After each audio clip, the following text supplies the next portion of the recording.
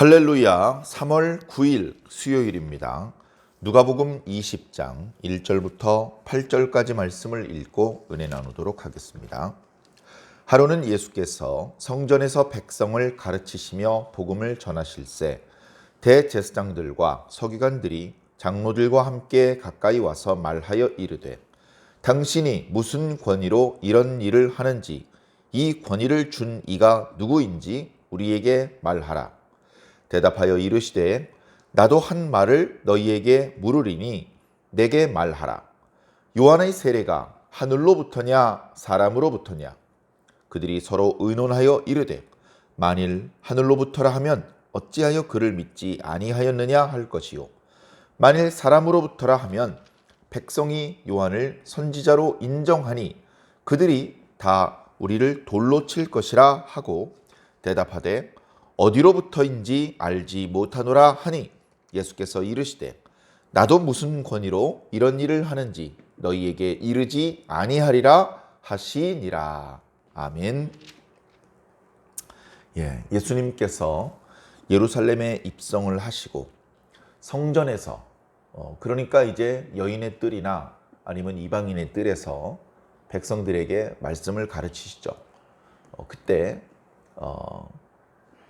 기존에 예루살렘의 정치적인 그리고 종교적인 지도자 역할을 했던 사람들이 그러니까 대제사장들과 서기관과 또 장로들이 예수님께 다가왔습니다.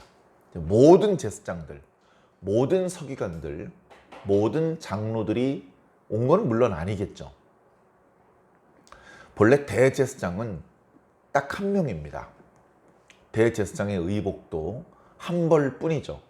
그런데 마태복음, 마가복음, 누가 요한복음을 보면 대제사장들이라는 표현이 종종 나옵니다. 조금 대제사장이 한 명뿐이라는 사실을 아는 성도들은 좀 의아하게 생각될 수도 있는데요.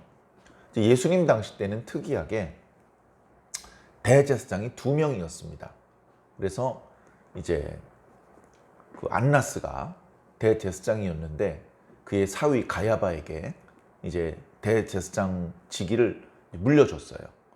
그런데 이제 아직 죽지 않은 상태이기 때문에 사람들은 이제 전직 그 대제사장도 대제사장이라고 불러주고 존경을 했죠. 그래서 보통은 제사장들이 예수님께 가서 이런저런 이야기를 하면 복음서에는 을에 대제사장들이라고 그렇게 표현을 하곤 있습니다. 거기에 예수님과 대화를 나누었던 제사장들 중에 정말로 안나스 또는 가야바가 포함되어 있는지 그건 별로 중요하지 않은 것 같습니다. 우리도 뭐 그런 것에 이제 뭐 발목이 잡힐 필요는 없고요. 중요한 건 뭐냐? 이미 예루살렘에서 주인 노릇하고 예루살렘에서 모든 어떤 그 권세를 움켜쥐고 있는 이런 사람들이 지금 예수님께 와서 항의를 하고 있는 것입니다. 자, 그들의 질문의 내용이 무엇입니까? 당신은 무슨 권위로 이런 일을 합니까? 당신에게 이런 권위를 준 사람은 누굽니까? 이렇게 물어본 겁니다. 권위라는 것이 부여한 사람이 누구냐에 따라서 권위의 크기가 달라집니다. 제 권위는요, 서기관이 시켜서 지금 하는 일입니다. 그래? 나는 제사장님이 시켜서 하는 일이야. 그래? 나는 빌라도 총독이 시켜서 하는 일인데? 야, 그러니? 난 로마 황제가 시켜서 하는 일인데? 그러니까 누가 권위를 주었는지에 따라서 권위의 크기가 달라지는 것이죠. 그러니까 지금 예수님께 다가온 이 사람들이 예수님께 2가지 질문을 한 것 같은데 사실은 한 가지 질문을 한 것이나 마찬가지죠. 무슨 권위로 이런 일을 하느냐? 이런 일이라는 것은 지금 이제 누가복음에 나타나 있는 내용들을 보면 성전에 들어오자마자 장사하는 자들을 쫓아냈습니다. 그 사람들이 거기서 장사할 수 있도록 허락해 준 건 우리들인데 너 뭔데 그 사람들을 쫓아내느냐? 이런 거죠. 그리고 그 이전에 예루살렘에 들어오는 길에 나귀를 타고 들어오는 것. 네가 뭔데 나귀를 타고 들어오느냐? 그리고 사람들이 주의 이름으로 오시는 왕이여라고 말하는데 금지시키지도 않고 그걸 네가 다 너 자신에게 향한 그런 찬양으로 네가 받고 그러고 이제 올라왔는데 네가 무슨 자격으로 무슨 권세로 그렇게 하였느냐 이렇게 물어본 것입니다. 자, 지금 상황을 보니까요, 아무도 없는 가운데 예수님과 이 몇몇 유대인 지도자들만 있는 것이 아닙니다. 이미 예수님께서는 성전에 제법 많은 사람들 앞에서 복음을 전하고 계셨습니다. 그 상황 가운데 갑자기 제사장과 서기관들과 장로들이 끼어든 것이죠. 그러니까 이제 제사장과 서기관들과 장로들 그리고 예수님 사이의 대화를 많은 백성들이 듣고 있습니다. 그러니까 좀 짧긴 하지만 저 유대인 지도자들과 예수님 사이의 논쟁이 공개적으로 이렇게 논쟁이 되고 있는 것이죠. 그래, 예수님께서 뭔가 재미있게 복음에 대하여 말씀해 주실 때도 모였던 백성들이 잘 듣고 있었지만 자신들이 잘 아는 유대인 종교 지도자들하고 예수님이란 분하고 대화를 나누는 것은 더욱 흥미로운 일이었겠죠. 그래서 다 듣고 있습니다. 그걸 이제 알고 온 거예요. 알고. 그래서 예수를 따로 불러내서 골방에서 예수를 설득하고 그게 아니고 사람들이 다 있는 데서 예수를 망신을 주겠다는 겁니다.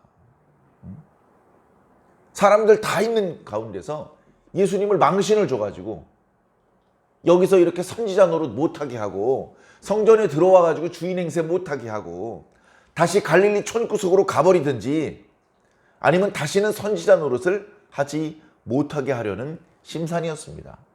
이게 한번 공개석상에서 망신을 당하고 나면 그 회복하기가 좀 어렵거든요. 자, 이 사람들은 자기들 중에서 그러니까 그 자리에서 장사하도록 허락해준 그런 사람들인데 자기들 중에서 저 예수에게 권한을 주었던 사람이 없습니다.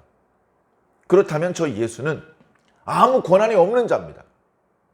그런데도 불구하고 당당하게 아니야! 난 권한이 있어! 라고 말하려면 하나님의 권한에 대해서 말할 수밖에 없습니다.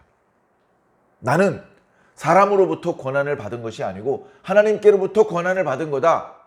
이런 논리를 펼칠 거다. 다 예상을 하고 있는 거죠. 그렇게 말하면 받아칠 말을 준비를 해라. 야, 너 여기 이 하나님의 성전을 강도의 소굴이라고 그랬지. 너는 이미 하나님의 성전을 모욕한 죄를 지었어. 하나님의 성전을 모욕했으면서 하나님의 권위를 가지고 일한다고 웃기시네. 이렇게 말을 하면 예수는 많은 사람들 앞에 부끄러움을 당할 것이고 변변히 변명도 해보지 못하고 그 자리를 황급하게 벗어날 것이다. 그리고 다시는 예루살렘에 발붙이지 못할 것이다. 하하하. 이런 계획을 가지고 예수 앞에 나타났습니다. 그리고 질문을 던진 것이죠. 예수님께서는 그들이 원하는 대로 휘말려 주시지를 않습니다. 예수님께서 그들의 질문에 대하여 답을 하는 대신 역으로 질문을 던지셨습니다. 이거는 늘 그렇게 하는 겁니다.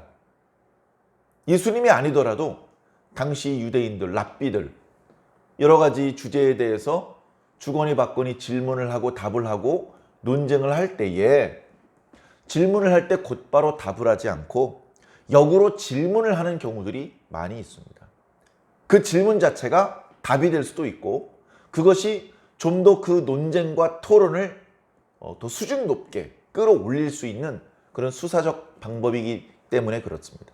그렇기 때문에 예수님께서 막 이렇게 수염이 배꼽까지 자란 그래도 오랫동안 유대인들의 지도자 역할을 했던 사람들의 권위를 무시하고 물어보면 물어본 대로 대답을 할 것이지 또 질문을 하고 있어 젊은 것이 이렇게 무리한 짓을 한 것이 아니고 그 당시 랍비들이 흔히 쓰는 방법을 썼기 때문에 예수님께서 그런 방법을 썼다고 해서 특별히 이상하다, 무리하다라고 할 것은 없습니다.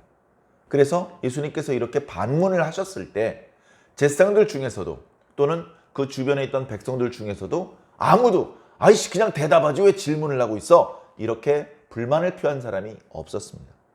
문제는 예수님께서 반문하신 그 질문의 내용이 뼈아프다는 것이죠. 예수님께서 이렇게 물어보셨습니다. 나도 한 가지를 물어보겠다. 이 질문에 답을 하면 나도 너희들의 질문에 답을 하겠다. 요한의 세례가 하늘로부터냐 사람으로부터냐? 이렇게 이제 물어보셨습니다. 하늘로부터라는 것은 요한의 권위가 하늘로부터 말미암았다는 뜻입니다. 그러니까 요한이 전포했던 말씀도 하나님의 말씀인 것이고 요한이 베풀었던 세례도 하나님의 세례가 되는 것이죠. 그렇다면 요한이 말씀을 전할 때 듣지 않고 요한이 세례를 베풀 때 받아들이지 않은 너희 제사장들과 서기관들은 죄인이 되는 겁니다. 요한의 세례가 하늘로부터라면서 너희는 왜 세례를 받지 않았느냐? 이렇게 예수님께서 책망을 하셨다가는 예수님을 망신주러 나왔다가 자신들이 망신을 당할 수 있기 때문에 그렇게는 대답을 할 수가 없죠. 자, 그러면 요한의 세례가 사람으로부터다. 다시 말해서 아무런 영적인 신적인 권위가 없다. 어떤 구약 성경의 어떤 권위와 무관하게 자기 멋대로 지 혼자 잘난 척한 것이고 자기 혼자 선지자인 척한 것이다. 그의 말씀은 아무 권위도 없고 효력도 없고 그의 세례는 그냥 물장난친 거다. 이제 이런 말이 되거든요. 그런데 세례자 요한을 유대인들이 다 좋아해요. 세례자 요한에 대한 말씀을 우리가 2장과 3장의 말씀을 묵상하면서 말씀을 드렸는데 세례자 요한이 말씀을 전할 때 많은 사람들이 와서 그 말씀을 달게 들었습니다. 세례자 요한은 설교를 하기 위해서 온 일꾼은 아니에요. 예수님처럼 말씀을 전해주기 위한 그런 일꾼은 아닙니다. 그러나 세례를 베풀어주는 사이사이에 잠깐씩 말씀을 이렇게 전하곤 했는데 그 말씀의 내용은 백성들에게 이렇게 정신을 차리게 만드는 그런 말씀들이었습니다. 정신 차려라.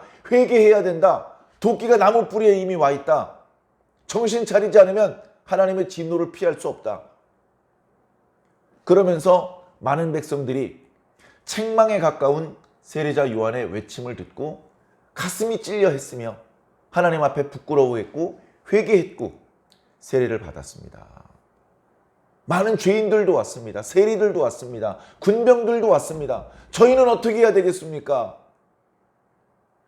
그 각각의 경우에 대해서 세례자 요한이 말씀을 일러 주었고 그들은 그 말씀을 달게 받았죠. 그러나 거의 대부분의 유대인들이 세례자 요한을 하나님의 선지자로 인정하고 그의 세례를 즐겨 받았던 것과 비교가 되게 제사장들과 서기관들과 백성의 장로들은 세례자 요한을 인정하지 않습니다. 우리가 잘 아는 이야기지만 세례자 요한은 하나님께서 보내신 참 선지자잖아요. 그 참 선지자를 제사장들과 서기관들이 인정하지 않았단 말이죠. 그가 참 선지자인지 아닌지 분별할 수 있는 능력도 없고 그 선지자의 권위를 하나님의 종으로서 같이 하나님 편에서 일하는 일꾼으로서 인정해 주지도 않았던 것입니다.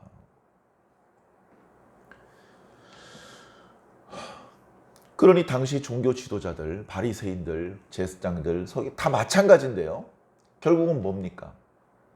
돈을 사랑하고 자기 이권, 자기 권세 그런 거에만 관심이 있지 영적으로는 제대로 된 분별력도 없고 정말 안타까운 그런 지경에 있는 그런 모습입니다. 자, 그래서 그들이 예수님의 질문에 즉답을 하지 못하고 자기들끼리 속닥속닥 의논을 합니다. 백성들 안 들리게.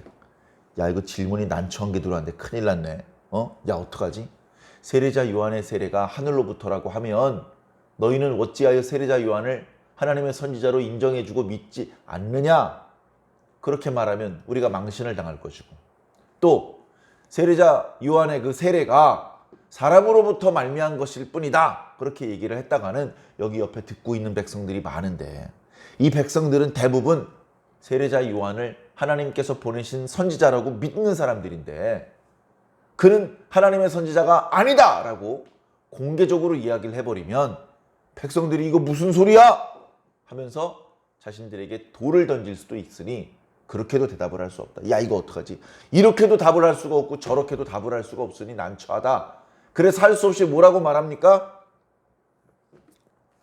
우리가 알지 못하노라 이렇게 이야기를 했습니다. 결국은 뭐죠? 백성들 앞에서 망신당한 거예요. 백성들 앞에서 망신당한 거예요. 뭐야?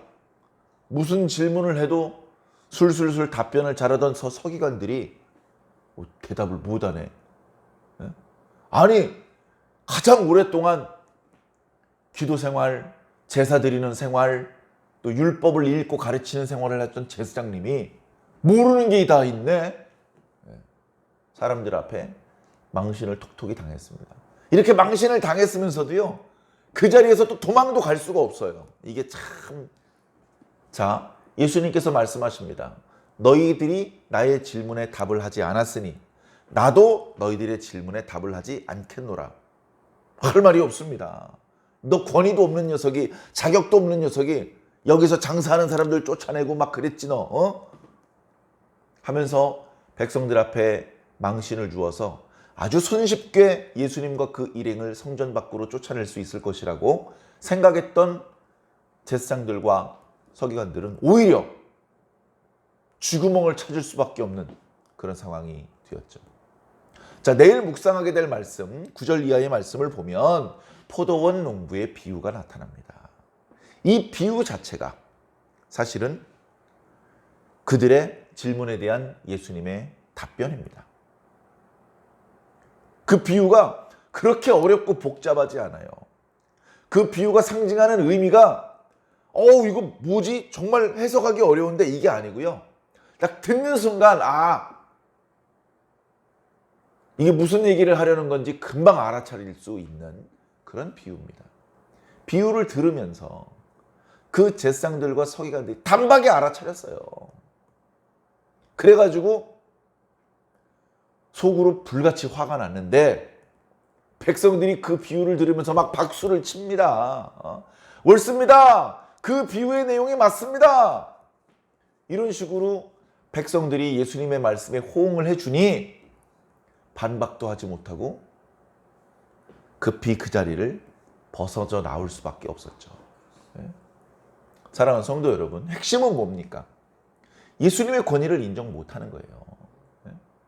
세례자 요한의 권위를 하나님의 권위로 인정할 수 있는 사람은 예수님의 권위도 하나님께서 주신 권위라는 것을 인정할 수 있습니다.